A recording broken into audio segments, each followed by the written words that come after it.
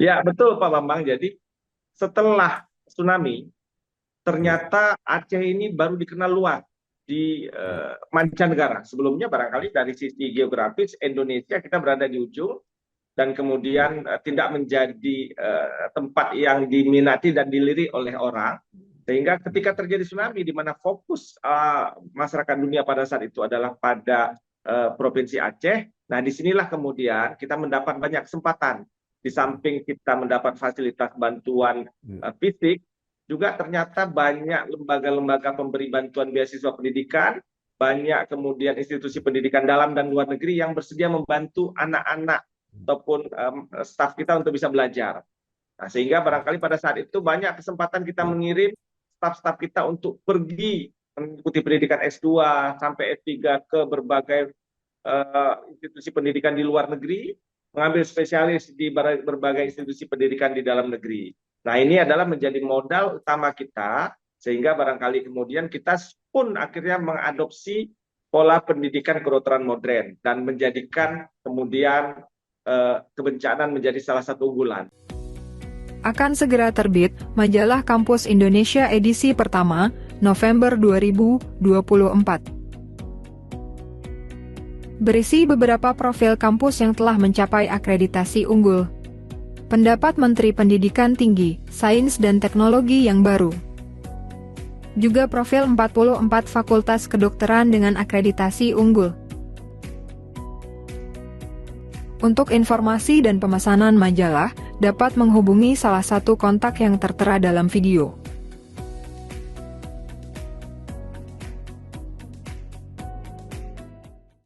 di kanal Inspirasi untuk Bangsa. Mudah-mudahan kanal ini selalu bisa memberi inspirasi, motivasi, dan edukasi.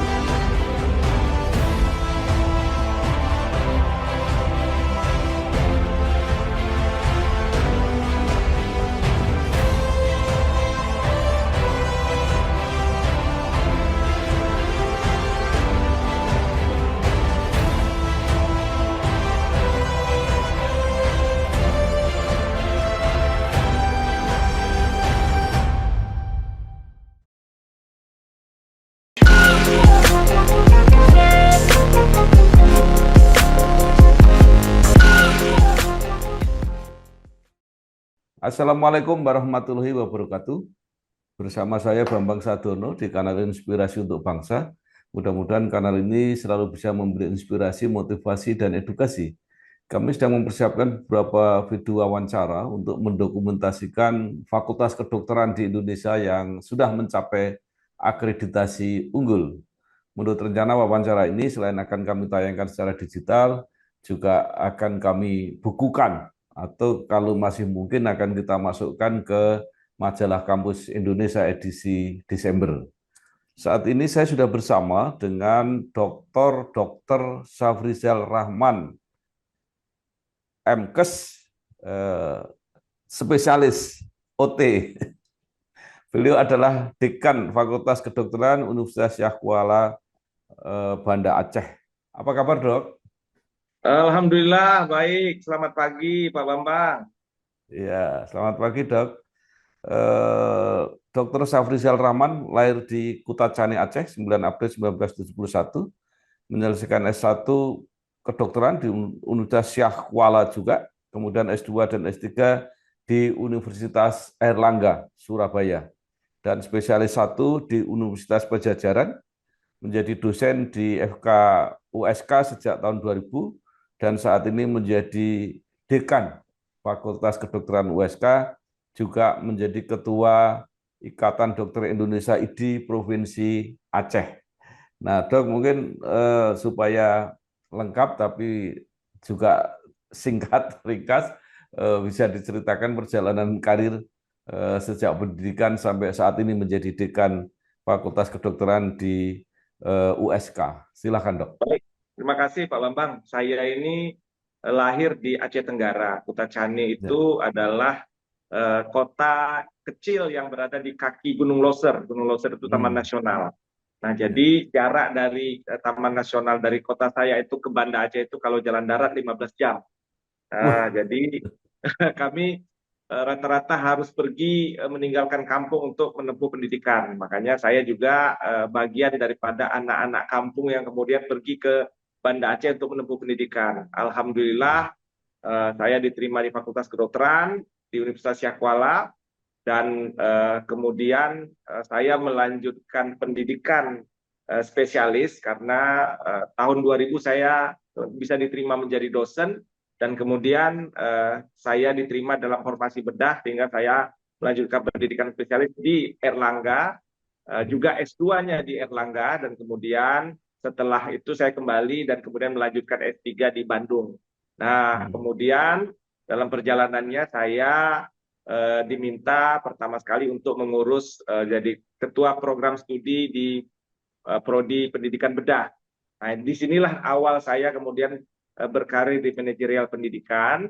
Setelah selesai dari bedah, saya kemudian diminta menjadi wakil dekan 2, kemudian menjadi wakil dekan 1, dan alhamdulillah pada tahun 2024, tepatnya bulan April lalu, saya terpilih menjadi dekan di Fakultas Kedokteran Universitas Syah Kuala. Demikian, Dok. Ya, Dok, saya bukan dokter. Ya, Bang. Iya, jadi saya spesialisasinya hukum. Nah, saya mau tanya sedikit, itu S3-nya di Erlangga atau di Pajajaran, Dok? Saya S3-nya di Bandung, di Universitas Pajajaran. Oh, Ya. ya, S3-nya di Pajajaran, ya baik. Nah, kemudian mungkin bisa juga diceritakan karena Dr. Syafrizal ini kan mulai kuliah sudah di USK ya, jadi bisa bercerita tentang perjalanan sejarah Fakultas Kedokteran USK sendiri, dinamika dan apa ya berbagai hal yang dilakukan sehingga akhirnya bisa mendapat akreditasi unggul. Silakan, Dok. Saya masuk ke Fakultas Kedokteran itu di tahun Ya, 1989. ya. Artinya, Fakultas Kedokteran Universitas Syah Kuala itu baru mendidik secara langsung mahasiswanya itu di Ya. tahun 82. Oh, Artinya, ketika saya masuk belum ada lulusan di sana. Nah, oh, beberapa saat setelah saya di sana baru ada lulusan yang keluar sebagai dokter yang pertama. Dan ya, saya rasanya melihat sejarah bagaimana Fakultas Kedokteran itu berkembang. ya, Kita hanya memiliki 2 program studi pada saat itu adalah program studi S1 dan program studi profesi dokter. ya, Dan kemudian eh, sudah mulai bergerak, kita kemudian juga memiliki program studi keperawatan dan ya, program studi kedokteran gigi. Nah, jadi 4 program studi inilah yang awalnya dibina oleh Fakultas Kedokteran. Kemudian terjadi tsunami. ya. Ketika terjadi tsunami, Oh, di tahun 2004, praktis pendidikan kedokteran ini berhenti selama beberapa saat. ya, Bahkan banyak mahasiswa-mahasiswa profesi yang sedang koas di rumah sakit harus dititip ke berbagai fakultas kedokteran di Indonesia. Mulai dari Medan, Jawa, sampai ke Makassar, sampai ke ujung pandang di sana dititip. Nah, ya, tapi itu berlangsung sekitar 1 tahun.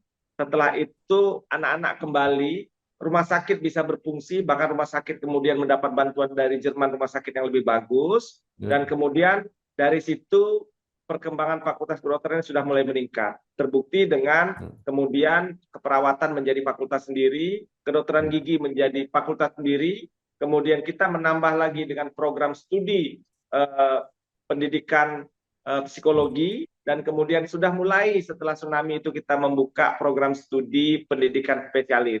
Nah, ketika saya hmm, pulang dari pendidikan tahun 2008, maka kami ditunjuk menjadi koordinator pendidikan khusus untuk bedah dan kami mulai ya, memandirikan pendidikan spesialis di sini.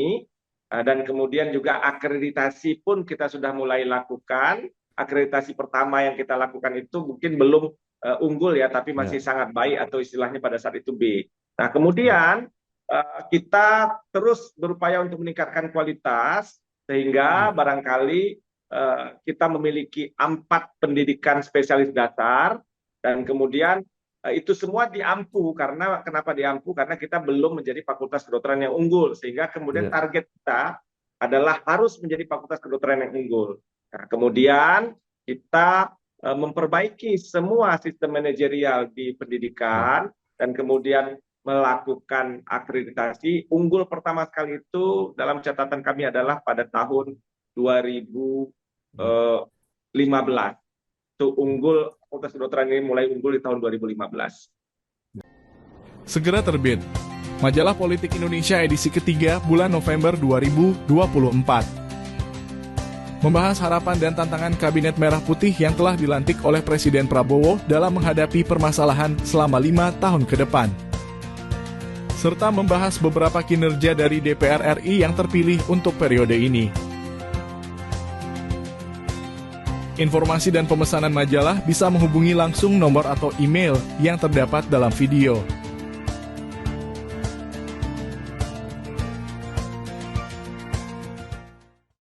Ya, baik. Nah, ternyata ada pengalaman momentum yang luar biasa, yaitu dengan tsunami. Nah, apa yang diambil pelajaran dari peristiwa yang sangat traumatik semacam itu? Apakah itu juga menjadi inspirasi, misalnya Fakultas Kedokteran di USK ini mempunyai kekhususan tentang bencana misalnya, atau apa yang diambil dari situ, Dok? Ya, betul Pak Bambang. Jadi setelah tsunami, ternyata Aceh ini baru dikenal luas di mancanegara. Sebelumnya barangkali dari sisi geografis Indonesia kita berada di ujung, dan kemudian tidak menjadi tempat yang diminati dan dilirik oleh orang. Sehingga ketika terjadi tsunami di mana fokus masyarakat dunia pada saat itu adalah pada Provinsi Aceh, nah disinilah kemudian kita mendapat banyak kesempatan. Di samping kita mendapat fasilitas bantuan fisik, juga ternyata banyak lembaga-lembaga pemberi bantuan beasiswa pendidikan, banyak kemudian institusi pendidikan dalam dan luar negeri yang bersedia membantu anak-anak ataupun staf kita untuk bisa belajar. Nah, sehingga barangkali pada saat itu banyak kesempatan kita mengirim staf-staf kita untuk pergi mengikuti pendidikan S2 sampai S3 ke berbagai institusi pendidikan di luar negeri, mengambil spesialis di berbagai institusi pendidikan di dalam negeri. Nah, ini adalah menjadi modal utama kita, sehingga barangkali kemudian kita pun akhirnya mengadopsi pola pendidikan kedokteran modern dan menjadikan kemudian kebencanaan menjadi salah satu unggulan. Hari ini ya, kita sudah sangat established dengan unggulan kita di bidang kebencanaan, dan juga bahkan ini juga sudah menghasilkan banyak produk-produk penelitian dan produk-produk pengabdian masyarakat yang berbasis hak kekayaan intelektual yang sudah kita dapatkan dari keunggulan tersebut. Nah, ini adalah titik balik saya pikir, karena kemudian Aceh pada akhirnya dibantu oleh saudara-saudara kita di Indonesia, bahkan dibantu oleh mancanegara untuk mengembangkan SDM-nya. Sehingga dari awalnya kita hanya memiliki sekitar 30-40 dosen, saat ini kita sudah memiliki 289 dosen.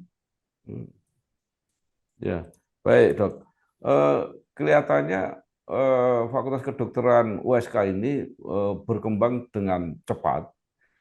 Biasanya kalau yang belum unggul belum berani membuka PPDS, tapi justru PPDS di USK dibuka sebelum unggul. Nah, mungkin bisa diceritakan, Dok. Ya, dahulu itu barangkali dalam pembukaan program studi spesialis itu memang disyaratkan bagi mereka yang belum akreditasinya unggul ataupun dulu A namanya, itu harus ada pengampuan. Harus ada pengampuan, dan kita mengambil pengampuan tersebut dalam upaya untuk meningkatkan atau mempercepat jumlah spesialis di Provinsi Aceh, karena jumlah spesialis pada saat itu sangat kurang. Tapi kemudian ada aturan kalau tidak unggul tidak bisa membuka program spesialis. Nah, alhamdulillah tidak jauh daripada masa-masa tersebut kita sudah terakreditasi A, yang saat itu dianggap sebagai Fakultas Kedokteran dengan akreditasi terbaik. Dan pasca kita mendapatkan akreditasi A, artinya dari 2016 sampai 2024 saat ini, kita berkembang dari hanya 7 program studi menjadi saat ini sudah jadi 27 program studi. Jadi dalam periode 2016 sampai 2024 ini kita membuka kurang lebih 20 program studi. Nah, menjadikan Fakultas Kedokteran ini menjadi Fakultas Kedokteran dengan jumlah program studi terbanyak di Universitas Yahkuala. Nah, jadi Bahkan ada beberapa program pendidikan kita itu yang hanya ada di sini untuk Sumatera. Artinya Sumatera itu untuk beberapa program studi ada yang spesialisnya itu hanya ada di Fakultas Kedokteran Universitas Syahkuala. Ya, baik Dok. Mungkin bisa disebutkan yang itu tadi, yang khusus istimewa hanya ada di FK Syahkuala, dan sekaligus mungkin bisa diceritakan dengan 27 program studi itu, student body-nya seperti apa Ya, mahasiswa yang ada sekarang. ya. Makasih Pak Bambang. Jadi ada dua program studi unggulan kita yang barangkali cuma ada di Sumatera. Salah satunya adalah bedah plastik. Bedah plastik ini adalah program studi yang dari dulu sebenarnya banyak fakultas kedokteran di Sumatera itu ingin membuka program studi ini. Namun kemudian kita memiliki kesempatan pada saat itu. Ada beberapa dosen ahli, dokter spesialis bedah plastik kita yang kemudian mengatakan bahwa kalau kita mau buka, kita harus kerjasama dengan beberapa institusi di Jawa. Pada saat itu kita kemudian mengambil beberapa staf dari Rumah Sakit Gatot Subroto untuk kita jadikan dosen NIDK, dosen induk nomor induk dosen khusus, artinya dosen yang kita berikan nomor induk khusus, sehingga pada akhirnya memenuhi syarat untuk dibuka. Namun alhamdulillah mereka menyambut baik dan kita bisa mengerjakan ini dengan baik, sehingga saat ini program pendidikan spesialis bedah plastik itu bukan hanya menjadi satu-satunya di Sumatera, tapi juga sudah menghasilkan lulusan. Artinya sudah berproses, sudah ada lulusannya. Nah ini juga sangat membanggakan bagi kita, bahkan diminati oleh para dokter calon spesialis bedah plastik yang datang dari Jawa. Banyak mahasiswa yang datang juga dari Jawa. Kemudian yang kedua adalah mikrobiologi klinik. Ketika kita melihat bagaimana kemarin pandemi COVID-19 ini meluluhlantakkan Indonesia, dunia, khususnya bidang kedokteran, maka kita kemudian mengatakan bahwa kita harus membuka mikrobiologi klinik sebagai salah satu cabang ilmu yang juga mengkaji bagaimana kuman, virus, dan bakteri ini secara lebih spesifik. Makanya kemudian jawabannya adalah memperbanyak jumlah dokter mikrobiologi klinik. Ini juga berkaitan dengan climate change yang lagi disampaikan oleh dunia terkait dengan potensi bencana dari climate change. Kalau terjadi bencana, Pak Bambang, itu kalau banjir langsung kejadian, kalau gempa langsung kejadian. Tapi climate change kadang-kadang kita tidak sadari, dia berjalan pelan-pelan, tapi ada virus-virus baru yang muncul. Keahlian mikrobiologi klinik kita rasa penting untuk bisa mendeteksi secara dini kasus-kasus seperti ini. Makanya, alhamdulillah kita sudah membuka dan ini sudah berjalan 2 tahun pendidikan mikrobiologi klinis. Ini juga yang pertama di Sumatera. Ya, baik. Menarik, Dok. Saya kira bukan hanya yang mahasiswa PPDS yang dari Jawa yang datang ke Fakultas Kedokteran USK. Saya melihat beberapa kenal beberapa orang yang dari sekitar Semarang ini kuliah kedokterannya di USK juga. Nah, mungkin bisa diceritakan seperti apa itu prosentase yang datang dari luar Aceh. Betul, Dok. Ya, betul, Pak Bambang. Jadi kita memang merasa senang juga karena pada akhirnya kalau kita data itu mahasiswa kita terutama S1 yang berasal dari Aceh itu hanya barangkali sekitar 40-45%. Selebihnya itu diminati oleh orang-orang yang datang dari luar provinsi Aceh. Jadi banyakkan juga ada yang dari Sumatera, bahkan dari Jawa hingga ada dari Papua. Dan ini bagi kita menjadi semacam kebanggaan tersendiri karena ternyata meskipun secara geografis kita di ujung, tetapi barangkali peminat untuk bersekolah ke tempat kita ini sangat lumayan. Dan ketika kita mencari tahu apa yang menjadi alasan mereka untuk bersekolah kemari, itu kebanyakan menjawab bahwa orang tua mereka mengizinkan untuk mereka bersekolah ke Aceh yang jaraknya cukup jauh karena mungkin mereka merasa iklim akademisnya bagus dan kemudian juga iklim pergaulan khususnya karena ini daerah yang barangkali berbasis kekuatan Islam sehingga iklim pergaulannya juga sangat terjaga sehingga barangkali orang tuanya lebih tenang kalau anaknya bersekolah di Aceh. Dan ini kami jaga. Hasilnya Pak Bambang bahwa ini juga yang kami jual untuk mendatangkan mahasiswa-mahasiswa asing ke Fakultas Kedokteran Universitas. Ini kita Pak memiliki lebih dari 50 mahasiswa asing di Fakultas Kedokteran Universitas Yahkuala ini. Kalau dalam pengamatan kami mungkin termasuk salah satu fakultas kedokteran di Indonesia yang paling banyak memiliki mahasiswa asing. Umumnya mereka datang dari Thailand, dari Vietnam, ada yang dari Korea, bahkan ada yang dari Madinah, Pakistan datang kemari. Sehingga setelah berapa lama kami akhirnya memutuskan untuk membuka program kelas internasional. Artinya tidak harus mereka bisa berbahasa Indonesia, tapi mereka bisa datang kemari untuk bersekolah mengambil pendidikan kedokterannya di sini. Ya, Dok, tadi belum diceritakan mengenai student body, artinya jumlah mahasiswa, termasuk perbandingan antara yang program sarjana dengan yang program dokter spesialis.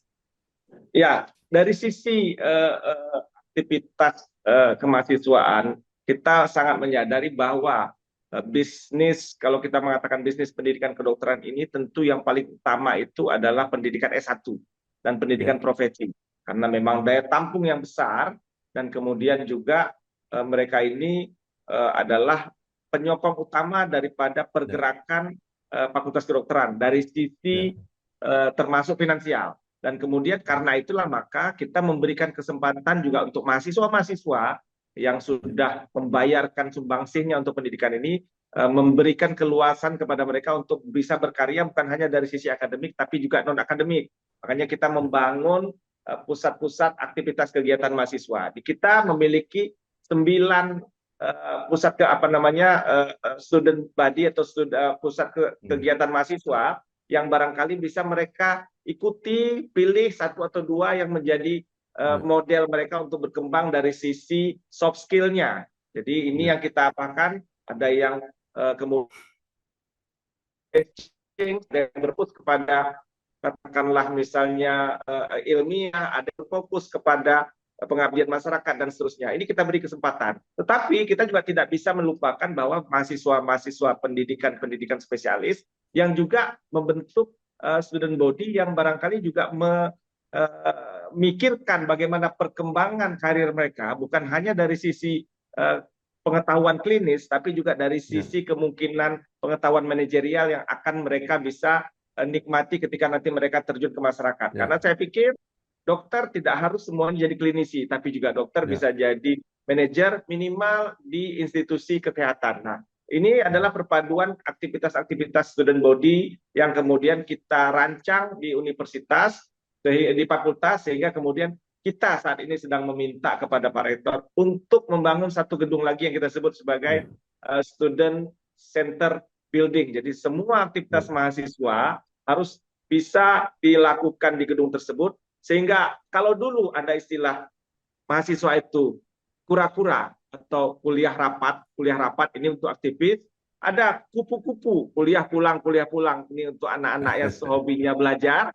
Sekarang kita buat juga mahasiswa yang belalang, belajar di kampus sampai lupa pulang. Ini tentu saja harus ada tempat yang bisa mereka jadikan markas yang membuat mereka nyaman. Begitu Pak Bambang.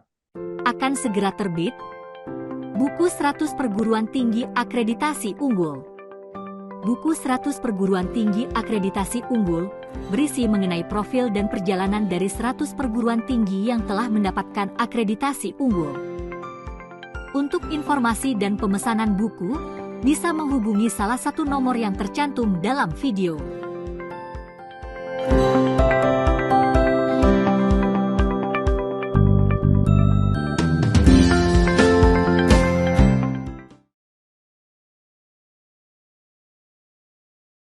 Iya, baik. Nah, Dok, jadi semua total mahasiswa Fakultas Kedokteran USK sampai saat ini mencapai berapa dan berapa yang diterima setiap tahun, dan perbandingan dengan peminatnya seperti apa?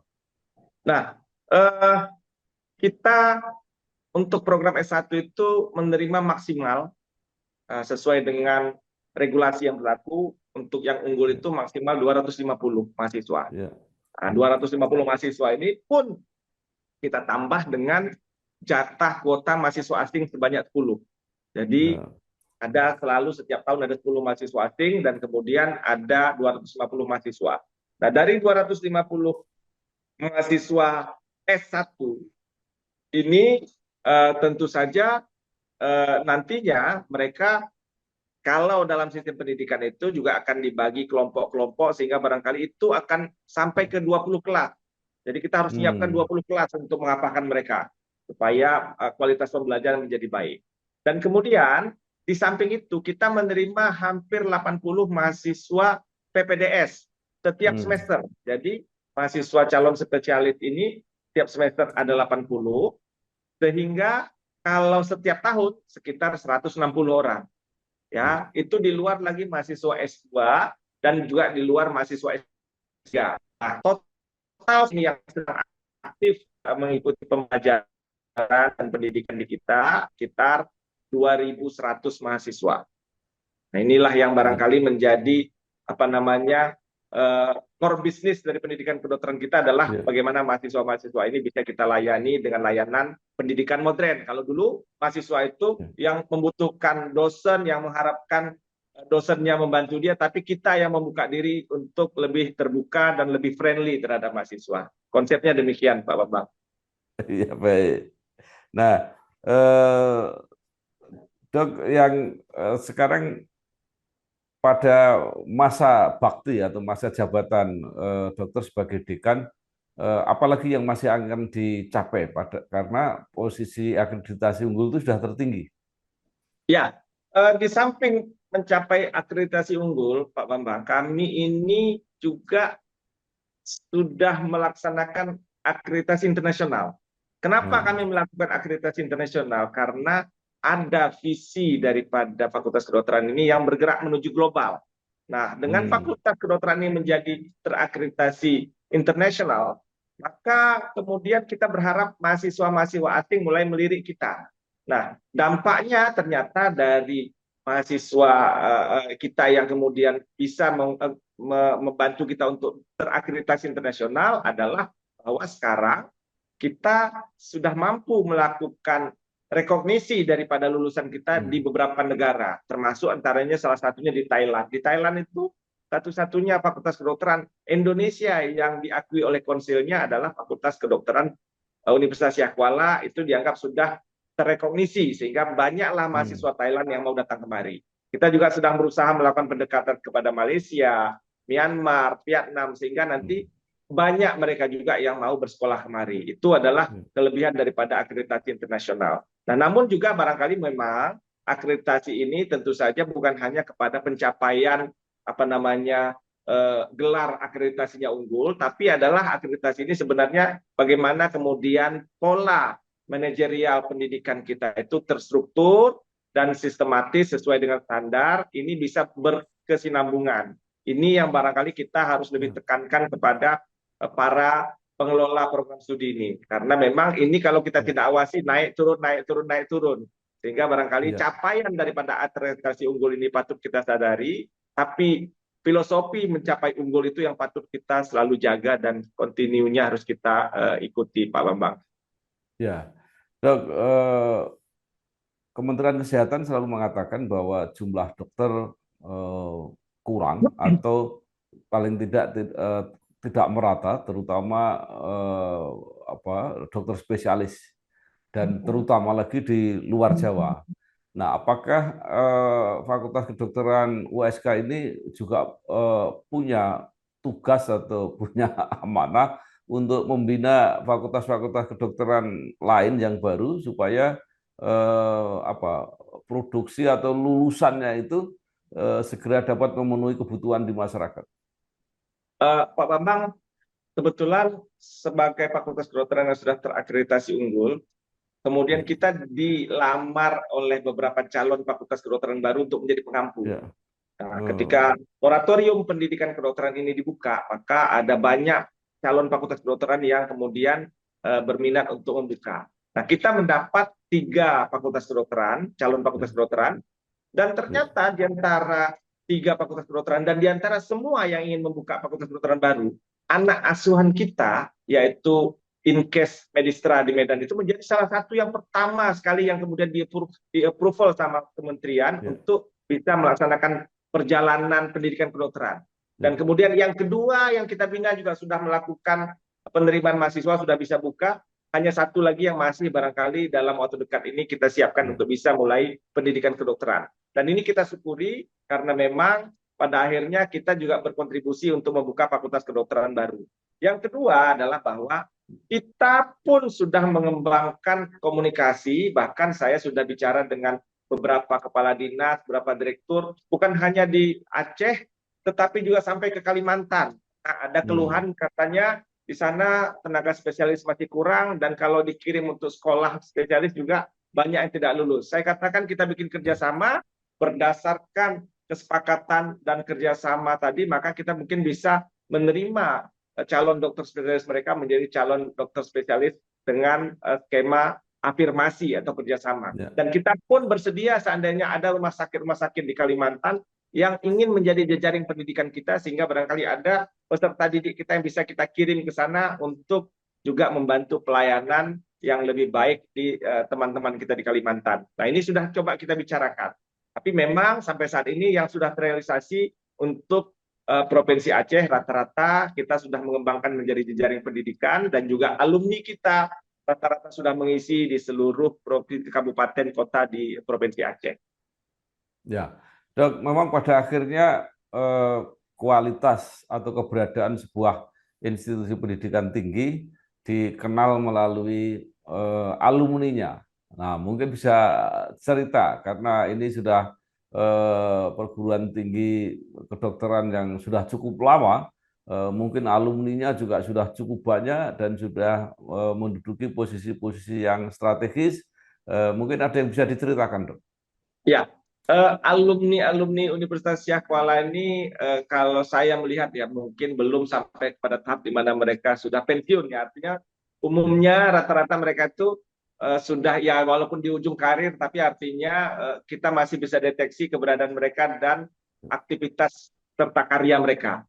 Yang paling menjadi alumni pertama kita itu umumnya berkarir di Jawa, khususnya di Jakarta. Bahkan ada di antara mereka yang dulunya sempat menjadi dokter kepresidenan, ada di antara mereka yang sekarang menjadi salah satu pimpinan di BPJS, ada di antara mereka itu yang kemudian menjadi penggerak roda organisasi profesi, ada di antara mereka yang menjadi direktur, bahkan ada yang di antara mereka itu menjadi dekan di fakultas kedokteran lain di katakanlah di Kalimantan. Ada yang kemudian bekerja di NGO bahkan di WHO di luar negeri. Ada juga di antara mereka yang sudah menjadi kepala dinasnya, ada beberapa bahkan di Provinsi Aceh ini rata-rata pimpinan-pimpinan tertinggi di institusi kesehatan juga berasal dari Fakultas Kedokteran. Bahkan ada di antara mereka yang sudah pernah menjadi sekretaris atau sekda provinsi.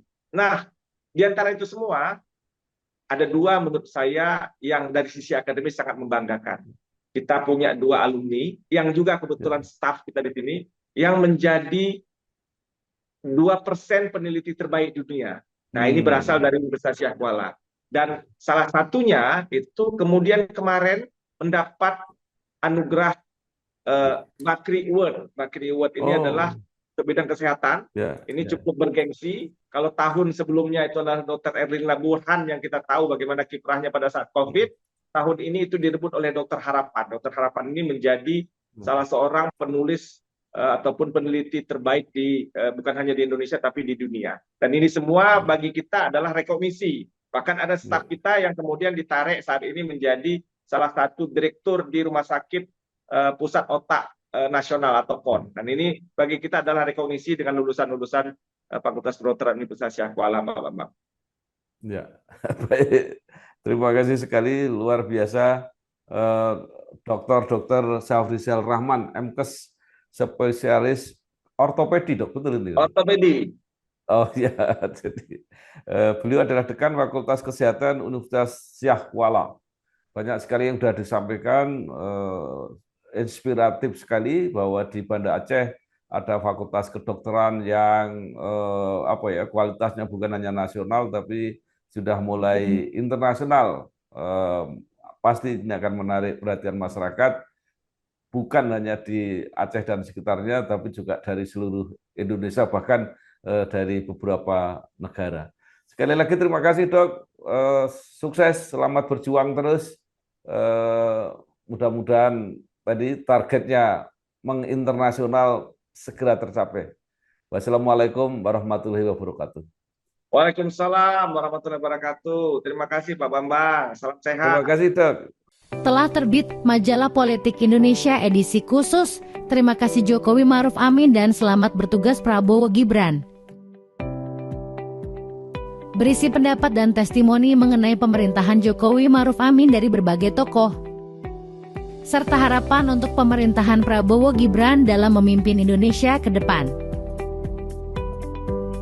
Untuk informasi dan pemesanan Majalah Politik Indonesia, dapat menghubungi nomor yang tertera dalam video.